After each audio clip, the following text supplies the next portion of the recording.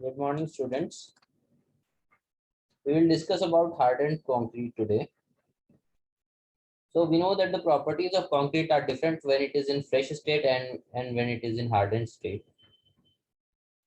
जब concrete fresh state में होता है तो जब जो properties हमारे लिए important होती हैं वो होती हैं उसकी workability, ease of compaction, setting time, etc. लेकिन जब कंक्रीट हार्ड हो जाता है तो जो प्रॉपर्टीज इंपॉर्टेंट होती है वो होता है उसकी स्ट्रेंथ, ड्यूरेबिलिटी. तो कंप्रेसिव स्ट्रेंथ सबसे इंपॉर्टेंट प्रॉपर्टी है कंक्रीट की और कंप्रेसिव स्ट्रेंथ के लिए डिजाइन किया जाता है. कितनी स्ट्रेंथ कंक्रीट की चाहिए उस हिसाब से हम कंक्रीट को डिजाइन करते हैं. So this is the most important property. So concrete must be strong enough to bear the desired stresses within the permissible factor of safety.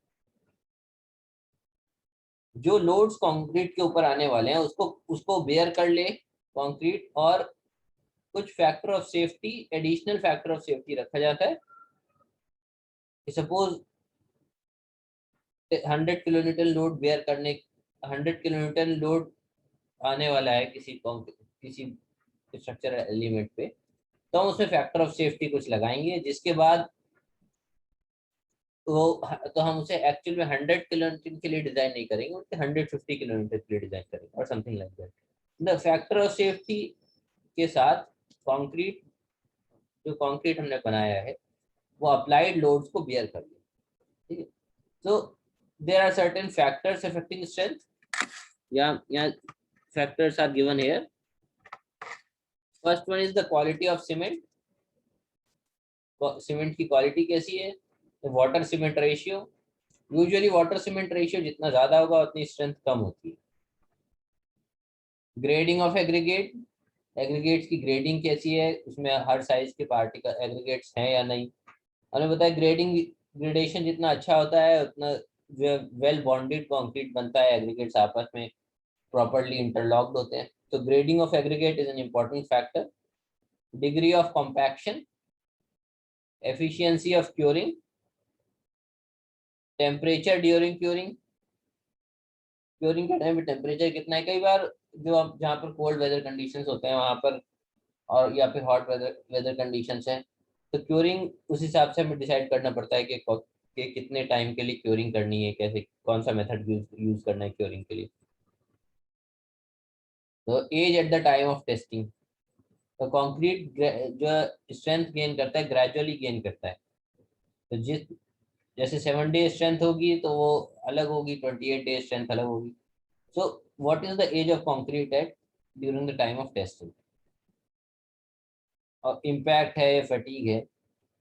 Impact load कहते हैं जो सडनली अप्लाइड लोड होता है. Fatigue जो cyclic loading, बार बार अगर किसी चीज पे लोड लगता है, साइक्लिक लोडिंग, तो स्ट्रेंथ कम हो जाती है, उसे कहते हैं फटीग. ये एक स्टैंडर्ड लॉ है. The compressive strength of concrete decreases with increase in water cement ratio. तो ये एब्राहम्स ने ये लॉ दिया था कि with given materials and conditions of test the ratio of quantity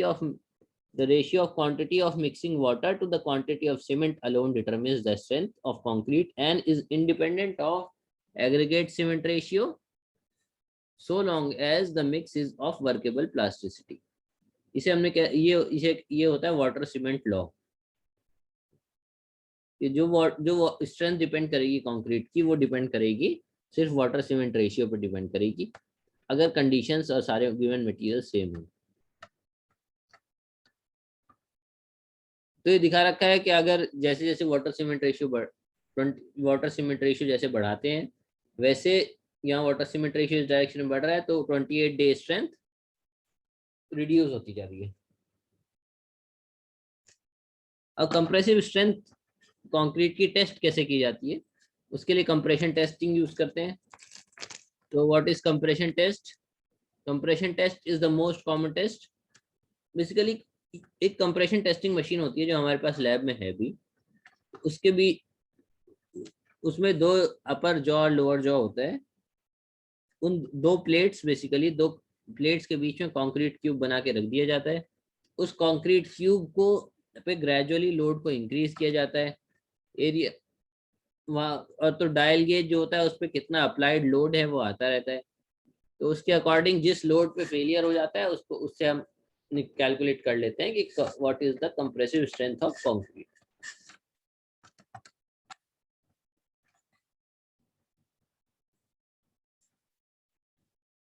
यहाँ देखो लिखा compression test is the most common test conducted on hardened concrete partly because it is an easy test to perform and partly because most of the desirable properties of concrete are quantitatively related to its compressive strength। compressive strength ही सबसे important parameter है, इसलिए compression test ही करते हैं। compression test is carried out on specimens cubical और cylindrical in shape। cubical specimens पे भी करते हैं, cylindrical specimens पे भी करते हैं। तो जो cubical specimens पे टेस्ट करते हैं तो वहां से जो स्ट्रेंथ मिलती है उसे क्यूब स्ट्रेंथ कहते हैं, और जो सिलेंड्रिकल स्पेसिमेन पे करते हैं तो उसको सिलेंडर स्ट्रेंथ कहते हैं। The cube specimen is of size 15 centimetre bye 15 centimetre bye 15 centimetre. जो सिलेंड्रिकल स्पेसिमेन होता है उसका डायमीटर होता है 15 सेंटीमीटर और लेंथ होती है 30 सेंटीमीटर। ये स्टैंडर्ड है। अगर हम क्यूब टेस्ट करेंगे तो हमें 15 सेंटीमीटर क्यूब लेंगे, और अगर क्यूब टेस्ट सिलेंडर टेस्ट करेंगे तो 15 centimetre dia and 30 centimetre length. कैसे बनाया जाता है? The standard cube molds 10 centimeter or 15 centimeter are cleaned, oiled and kept on the base plate. The concrete mix is filled in the mold with a trowel. The concrete may be compacted in the mold either by hand or compaction through or hand compaction or through vibration. Compaction कर दिया उसको। The cubes are taken out of the mold after 24 hours and is kept in water for curing. पहले mould लिया 15 centimetre का, उसे clean कर लिया, उसके अंदर कंक्रीट को प्लेस कर दिया वाइब्रेशन के थ्रू, या कॉम्पैक्ट कर दिया या टैंपिंग रॉड से कॉम्पैक्ट कर दिया। उसके बाद उसमें जब 24 आवर्स तक उसे रखने के बाद जो इनिशियल सेटिंग हो गई कंक्रीट की सीमेंट की, तो क्यूब को बाहर निकालकर उसे निकालकर वाटर टैंक में, क्योरिंग टैंक में रख देते हैं। ठीक है, तो कंप्रेसिव स्ट्रेंथ अब 3 डेज पे भी ले सकते हैं, 7 डेज 28 डेज पे हम उसकी कंप्रेसिव स्ट्रेंथ ले लेंगे, और 3 क्यूब्स की स्ट्रेंथ लेते हैं तो उसमें तीनों में जो एवरेज आता है उसको हम एक्चुअल कंप्रेसिव स्ट्रेंथ मानते हैं। Testing the cube shall be tested in compression testing machines. The compression testing machine applies the reaction load through a hydraulic jack operated either manually or electrically. It is fitted with the dial gauge which is directly calibrated in terms of load. The cube is placed between the two plates on their sides. The load is applied at uniform rate 35 Newton per mm square per minute. The load is allowed to increase till the cube is completely crushed and the needle of the dial gauge starts coming back. The load at the failure shall be recorded. ये standard procedure बता दिया कि जब तक load उस पर apply करते रहेंगे तो लोड बढ़ता रहेगा डायल गेज पे।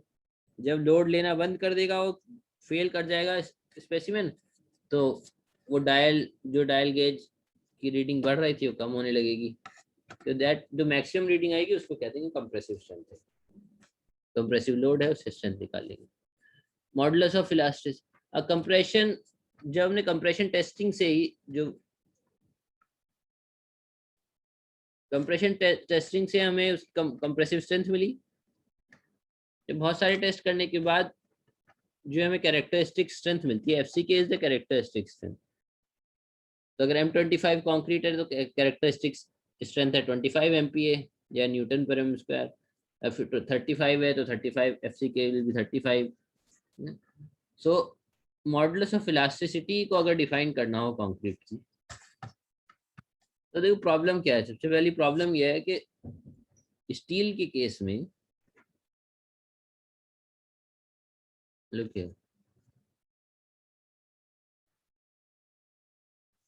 जब स्टील की टेस्टिंग करते हैं, माइल्ड स्टील, जो स्ट्रेस स्ट्रेन कर्व बनता है वो इनिशियली स्ट्रेट लाइन होती है,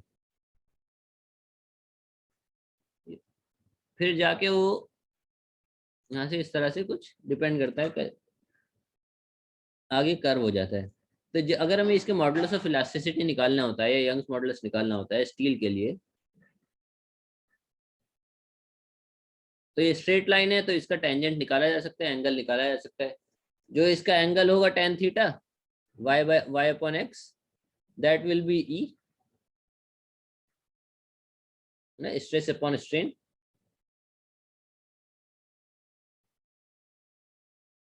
ये हो गया स्टील के लिए। लेकिन कंक्रीट के साथ प्रॉब्लम ये है कि कंक्रीट में स्ट्रेट लाइन होती नहीं है, वो तो एक कर्व है।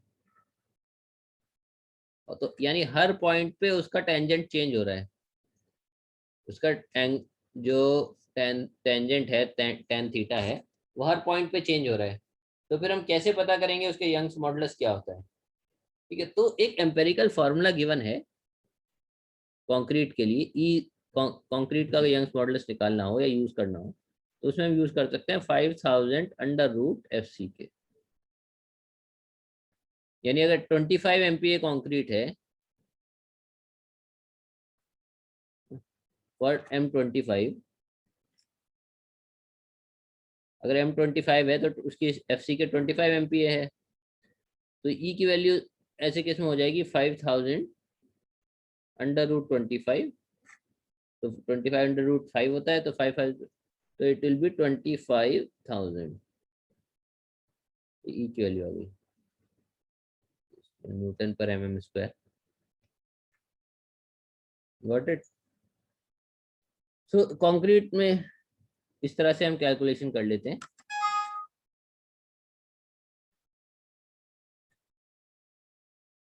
लेकिन हमने कुछ और टर्म्स डिफाइन करे हैं कंक्रीट के लिए कि जो जो फर्स्ट पॉइंट, जो इनिशियल पॉइंट होता है इसका स्ट्रेस स्ट्रेन कर्व का,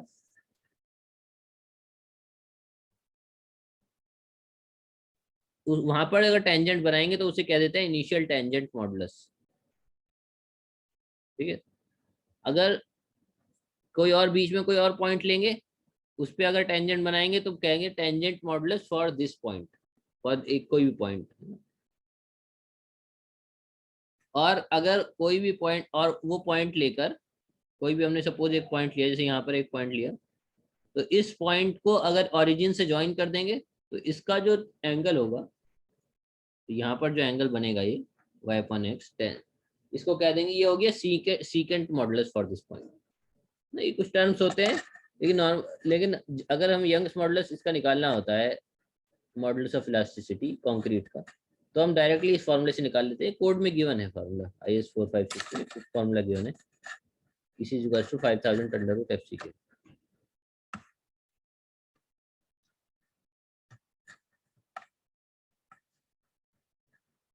अच्छा, कंक्रीट की टेंसाइल स्ट्रेंथ अगर पता करनी हो तो टेंसाइल स्ट्रेंथ कंक्रीट के लिए, टेंसाइल स्ट्रेंथ को फाइंड आउट करना या लैब में उसके लिए एक्सपेरिमेंट करना बहुत मुश्किल है। तो और ज़्यादा टेंसाइल स्ट्रेंथ की ज़रूरत भी नहीं पड़ती है, हम नॉर्मली ये मान के चलते हैं concrete is weak in tension, तो उसकी टेंसाइल स्ट्रेंथ को इग्नोर कर देते हैं। लेकिन अगर कैलकुलेट करनी हो तो ये जो फार्मूला गिवन है FCR is equal to 0.7 under root F C के, ये फार्मूला यूज करके उसकी टेंसाइल स्ट्रेंथ अज्यूम कर लेते हैं कि इसकी टेंसाइल स्ट्रेंथ इतनी होगी कंक्रीट की। ये कोड में पेज 16 पे कोड में गिवन है ये फार्मूला भी। तो अनदर इम्पोर्टेंट प्रॉपर्टी श्रिंकेज। तो श्रिंकेज होता है जो कंक्रीट में जब इवेपोरेशन होता है उसके बाद उसकी वॉल्यूम डिक्रीज हो जाती है, this is known as shrinkage. Volume change is one of the most detrimental properties of concrete, which affects the long-term strength and durability. For an engineer, the aspect of volume change in concrete is important from the point of view that it causes unsightly cracks in concrete. It is difficult to make concrete which does not shrink and crack. The total shrinkage in concrete depends upon the constituents of concrete, the size of member, and environmental conditions. For a given humidity and temperature, the total shrinkage of concrete is most influenced by the total amount of water present in the concrete at the time of mixing. In absence of the test data, the approximate value of total shrinkage strain for design may be taken as 0.0003. तो concrete shrinkage तो हो गई, shrinkage होगा तो उसमें छोटे छोटे cracks भी आ जाएंगे, तो उससे प्रॉब्लम होती है। हम चाहते हैं कि श्रिंकेज कम से कम हो, लेकिन अगर कोई टेस्ट डेटा हमारे पास अवेलेबल नहीं है तो हम मान लेते हैं कि इतना श्रिंकेज स्ट्रेन उसमें होगा 0.0003। तो next property is creep. Creep can be defined as the increase in strain under sustained low stress. हम स्ट्रेस नहीं बढ़ा रहे, लेकिन उसमें स्ट्रेन बढ़े जा रहे हैं। तो फॉर एग्जांपल अगर कोई बीम कास्ट की है,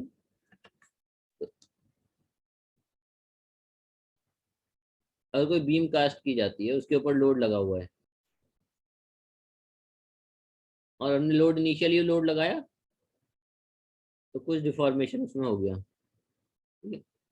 लेकिन जैसे लोड लगा रहेगा 10 20 50 साल तक, तो उसमें और कुछ और एडिशनल स्ट्रेन भी आ जाता है।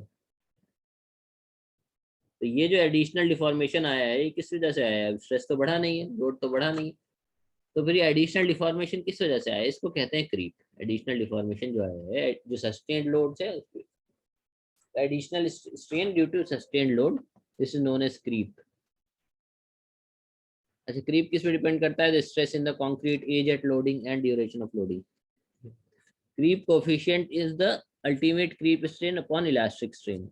जो creep strain, ultimate creep strain हुआ है यहाँ पर additional, divided by elastic strain, तो that is known as creep coefficient. तो क्रीप के कोफिशिएंट की कुछ वैल्यूज गिवन है। एज एट लोडिंग अगर है 7 डेज पे 2.2 है, 28 डेज पे 1.6।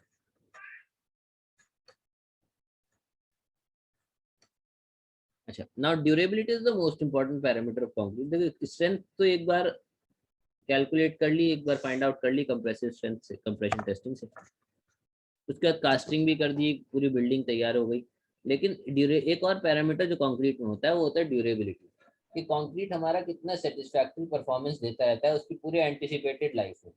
50 साल के लिए, अगर 100 साल के लिए या 100 साल के लिए बिल्डिंग डिजाइन की है, तो उसमें 50 साल तक से 100 साल तक उसका कंक्रीट का बिहेवियर कैसा रहेगा, उसमें कुछ वियर एंड टियर तो नहीं होगा। क्योंकि इनिशियली जब कास्ट किया है तब तो कोई प्रॉब्लम नहीं आएगी, लेकिन कास्ट करने के बाद 10 साल बाद या 20 साल बाद उसकी परफॉर्मेंस कैसी रहती है कंक्रीट की। This is known as durability. A durable concrete is the one which performs satisfactory in working environment during its anticipated exposure conditions during service. The concrete should not disintegrate or show sign of wearing under adverse conditions. जो उसके जिस conditions के लिए हम उसे design कर रहे हैं उसमें वो वियर एंड टियर नहीं होना चाहिए। ड्यूरेबिलिटी में कौन कौन से फैक्टर्स इन्फ्लुएंस करते हैं? First one is environment, cover to the embedded steel, the type and quality of constituent materials, the cement content and the water cement ratio, the shape and size of the member. One of the main characteristics influencing the durability of concrete is its permeability to ingress of water, oxygen, carbon dioxide, chloride, sulfate and other substances. Concrete कितना permeable है वो इस पर depend करती है उसकी durability कितनी है, क्योंकि परमिएबल होगा तो वाटर और दूसरे सब्सटेंसेस उसके अंदर इंग्रेस कर जाएंगे, फिर वो जो अंदर रिइंफोर्समेंट है उसको करोड कर देंगे तो मेंबर जो है वीक हो जाएगा। With the normal weight aggregates, a suitably low permeability is achieved by having an adequate cement content, sufficiently low water cement ratio, by ensuring complete compaction of concrete and by adequate curing.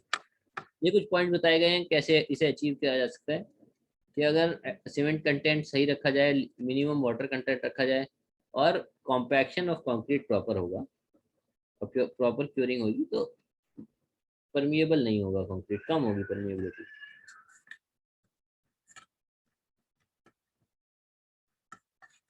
अब अगर strength concrete को tension में test करना मुश्किल होता है, लेकिन अगर टेस्ट करना हो तो फिर कैसे करेंगे? जरूरत भी पड़ती है लैब में टेस्ट करने की टेस्ट, तो उसके लिए कुछ मेथड्स हैं, हम यहाँ डिस्कस करेंगे कौन कौन से टेस्ट हैं।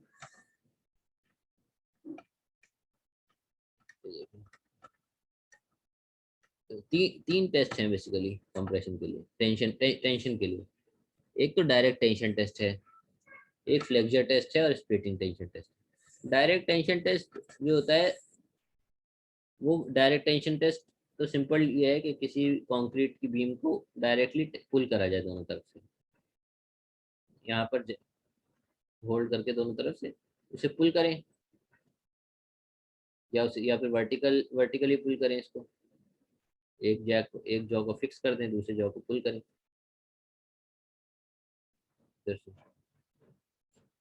तो this will be direct tension. तो ये बहुत मुश्किल होता है। उसकी रीजन क्या होती है कि अगर उसको डायरेक्टली पुल किया जाता है कंक्रीट को, तो जो कंसंट्रेशन ऑफ स्ट्रेस होता है वो कंसंट्रेशन ऑफ स्ट्रेस जो है वो एंड्स पे होगा।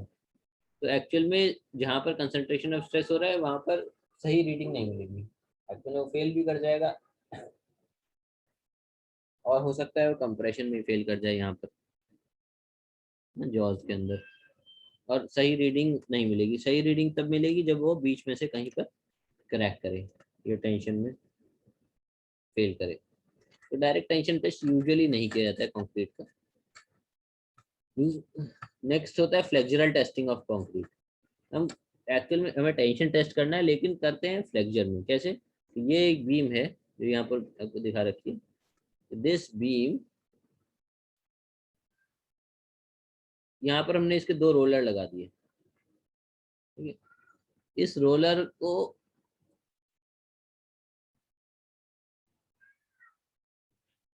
ऊपर से हमने इसमें लोड लगाया। अच्छा, और यहाँ पर भी एक छोटी सी इसके ऊपर बीम रखी है, इसमें भी ये रोलर लगा रखे हैं, ठीक है। अब इसकी डिस्टेंस ऐसा है कि डी ये डी और डी, ठीक है, मतलब 1/3 डिस्टेंस पे ये रोलर्स आ रहे हैं। तो अब इसका मतलब ये हुआ कि अगर हम इसको फ्री बॉडी इसका डायग्राम बनाकर देखेंगे इस थर्ड पॉइंट टेस्ट का,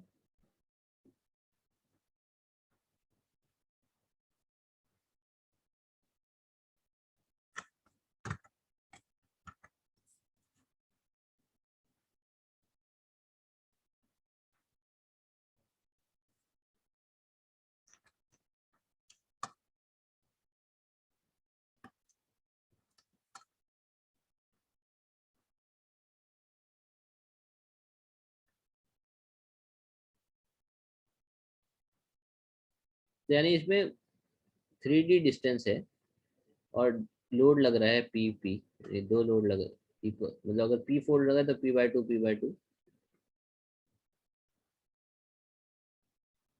this distance is 3D, this is D and D. तो इसमें अगर हम देखेंगे दोनों तरफ कितना रिएक्शन आएगा, P/2 रिएक्शन वैल्यू P/2 तो shear force bending moment diagram अगर बनाया जाएगा इसका, तो shear force diagram will be something like this.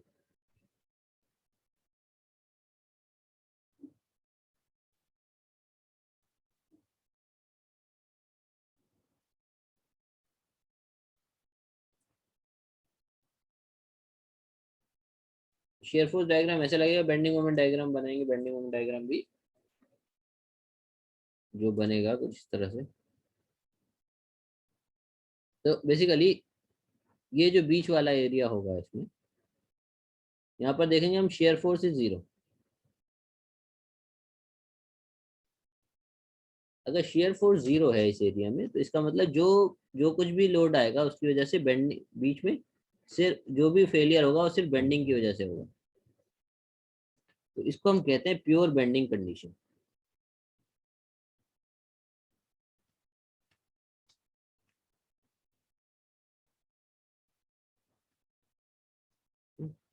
क्योंकि यहाँ सिर्फ बेंडिंग हो रही है, शेयर फोर्स नहीं है, कोई शेयर फोर्स एक्ट नहीं कर रहा, सिर्फ बेंडिंग हो रही है।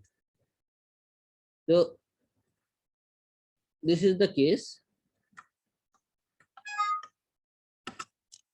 इसको कहते हैं third point loading test, third point loading method. इसी में दूसरा मेथड ये होता है कि सेंटर पे बस एक लोड लगा दो, लेकिन सेंटर पे लोड लगाने से प्योर बेंडिंग कंडीशन तो नहीं बनती, लेकिन ये टेस्ट हो जाता है। तो यहाँ पर, so in this test a plain reinforced unreinforced concrete beam is subjected to flexure using symmetrical 2-point loading. Because the load points are spaced at 1/3 of the span, this test is called third point loading test. The theoretical maximum tensile stress reached at the bottom fiber of the test beam is known as modulus of rupture. तो failure के time पे जो maximum bending moment, जो bending stresses होंगे, tensile stresses होंगे bottom पे, उसको कह देंगे मॉडुलस ऑफ रप्चर। या the standard size of specimen दे दिया है, 70 सेंटीमीटर लेंथ होती है। The bed of the testing machine is provided to steel rollers, ये सब डिटेल्स गिवन है। The loading is applied through two similar rollers mounted at the third point, ठीक है, 20 centimetre centre to centre. Test specimen store कर दिए, they are tested immediately on removal from the water while they are still in wet condition, ठीक है। तो यहाँ पर जब हमने हमारे पास प्योर बेंडिंग स्टेट आ गई है, तो सेंटर पे बॉटम मोस्ट फेलियर कहाँ होगा? फेलियर तो यहाँ इस वाले फाइबर में होगा, यहाँ होगा। तो यहाँ पर हम कैलकुलेट कर सकते हैं सेंटर पे मैक्सिमम बेंडिंग मोमेंट कितना आ रहा है, बेंडिंग स्ट्रेस कितना आ रहा है। तो जो मैक्सिमम टेंसाइल स्ट्रेसेस जब आएंगे बॉटम फाइबर पे, मैक्सिमम उसी को कह देंगे मॉडुलस ऑफ रप्चर, जिस पे वो फेल करेंगे। ठीक है, तो that will be the tensile strength of.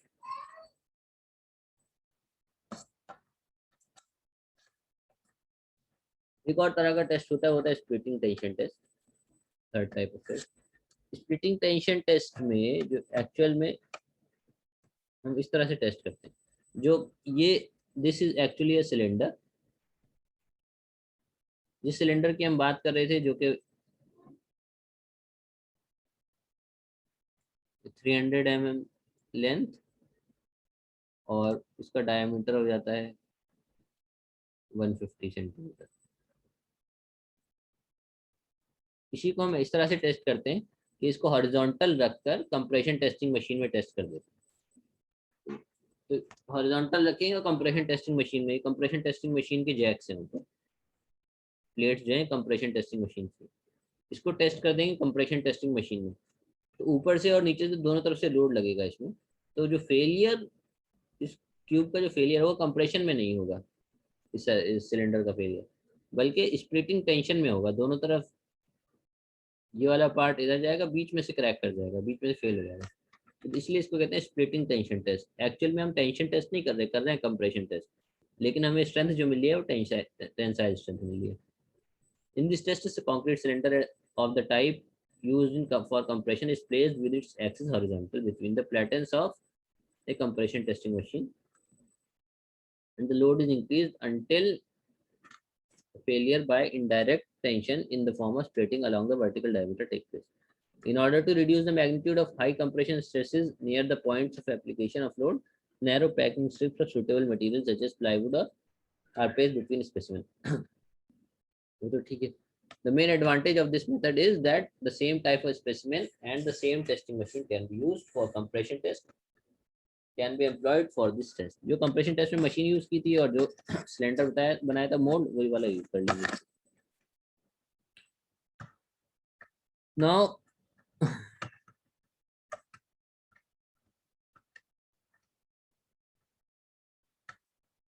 we'll see what is sulfate attack on concrete. So most soils contain some sulfate in the form of calcium, sodium, potassium, and magnesium. They occur in soil or groundwater. Ammonium sulfate is frequently present in agricultural soil and water from use of fertilizers or from sewage and industrial effluents. Decay of organic matter in marshy lands, shallow lakes often leads to formation of H2S, which can be transformed into sulfuric acid by bacterial action.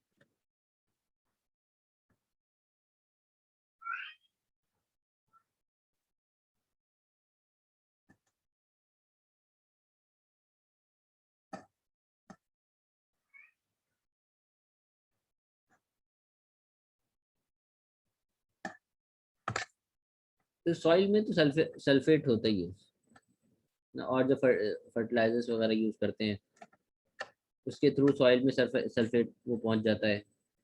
और normally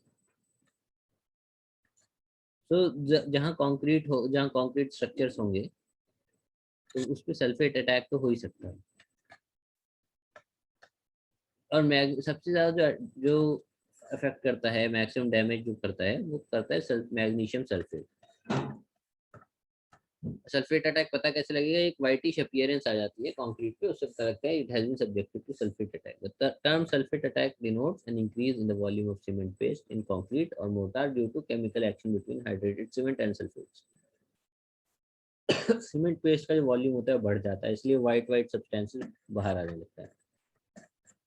sulphate attack को control कैसे करेंगे? सबसे पहला use of sulphate resisting cement, जिसमें C3A content जिसमें कम कम होता है, ऐसा ऐसा जो सीमेंट होता है उसको कहते हैं sulphate resisting cement.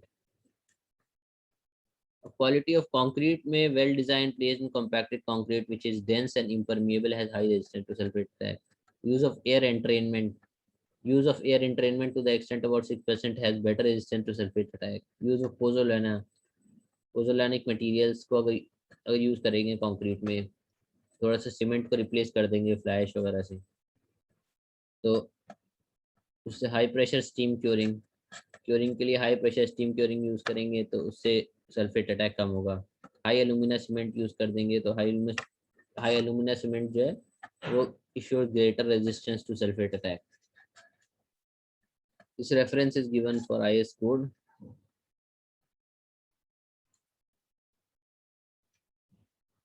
For very high sulfate concentrations in class 5 conditions, some form of lining such as polyethylene or polychloroprene sheet or surface coating based on asphalt, chloride, chlorinated rubber, epoxy or polyurethane material should be used to prevent excess by sulfate solution. और एक तरह का attack होता है chloride attack. Chloride basically sulphate जो attack करता है concrete को अटैक करता है, क्लोराइड अटैक करता है और रीइंफोर्समेंट को अटैक करता है। रीइंफोर्समेंट में करोजन होने लगता है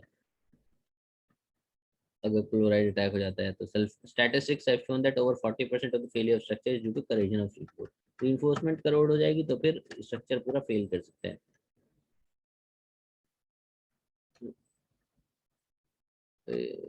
ठीक है, ये सब चीजें आप लोग पढ़ लेना। तो क्लोराइड या कुछ थ्रेशोल्ड वैल्यूज दे रखे हैं जो एक्चुअल में हमारे IS कोड में भी गिवन है करोजन से रिलेटेड। ठीक है, this was about chloride attack. Now the fire resistance of concrete. The concrete is incombustible and has good fire resistance properties. Fire resistance of concrete is determined by three main factors: capacity of concrete itself to withstand heat, conductivity of concrete to heat, and coefficient of thermal expansion of concrete. In case of reinforced concrete, fire resistance also depends upon thickness of covering to reinforcement.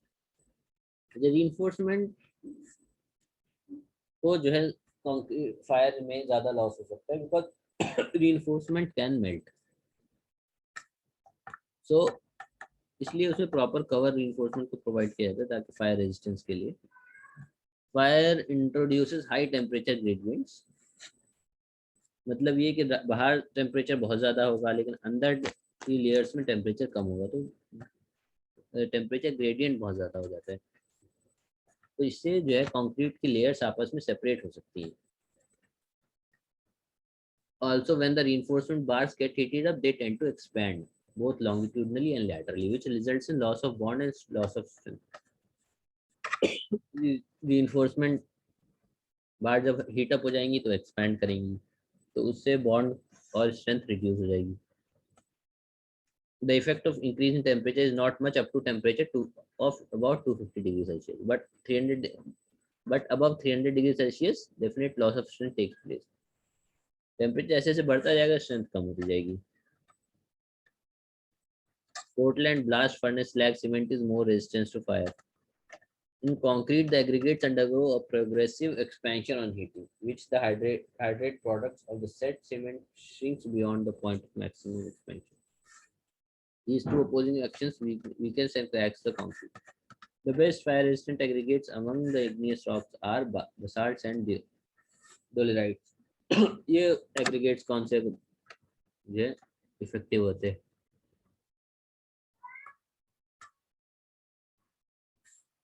Also, dense limestone is good fire resistance aggregate. The best fire resistant aggregate is blast furnace slag aggregate. Broken bricks also form good aggregates. Okay, so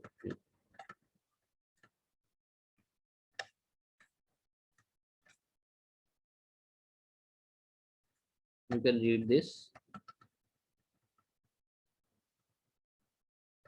Thermal conductivity of concrete also you can read.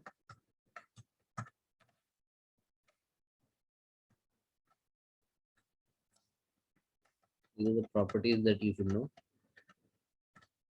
Now we'll come to lightweight concrete. Conventional concrete has high self weight density and concrete की main problem ही है कि उसके साथ उसका wait बहुत ज़्यादा होता है। जैसे जैसे आप उसके डेप्थ बढ़ाएंगे, साइज बढ़ाएंगे, उसका सेल्फ वेट बढ़ता चला जाएगा। एक पर्टिकुलर एक पॉइंट वो आता है जो सेल्फ वेट की बेयर करना मुश्किल हो जाता है कंक्रीट के लिए। तो इसीलिए हमें अगर लाइट वेट कॉन्क्रीट यूज करेंगे तो लाइट वेट कॉन्क्रीट के बहुत सारे एडवांटेजेस होते हैं। 300 से अगर 1850 केजी पर मीटर क्यूब की जो डेंसिटी वाले कॉन्क्रीट है उसको लाइट वेट कॉन्क्रीट कहेंगे। नॉर्मल वेट कॉन्क्रीट होता है 2400 केजी पर मीटर की डेंसिटी होती है। एडवांटेजेस क्या है? Helps in reduction, dead load कम हो जाएगा, कंस्ट्रक्शन की स्पीड बढ़ जाएगी, हैंडलिंग कॉस्ट कम हो जाएगी, floors and walls light weight concrete के बनेंगे तो लेस वेट नीचे बीम्स कॉलम्स पे लेस वेट आएगा तो इकोनॉमिकल कंस्ट्रक्शन हो जाएगा। लो थर्मल कंडक्टिविटी होगी, एक्सट्रीम वेदर कंडीशंस में यूजफुल रहेंगे। वेस्ट प्रोडक्ट्स भी यूज किए जा सकते हैं इसमें, क्लिंकर है, फ्लाई ऐश है, स्लैग है।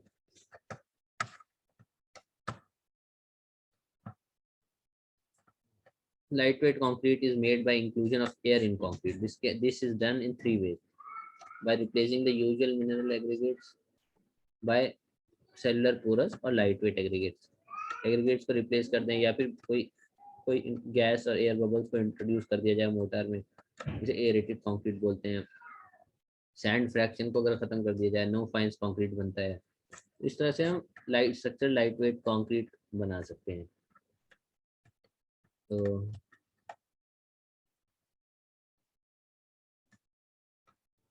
तो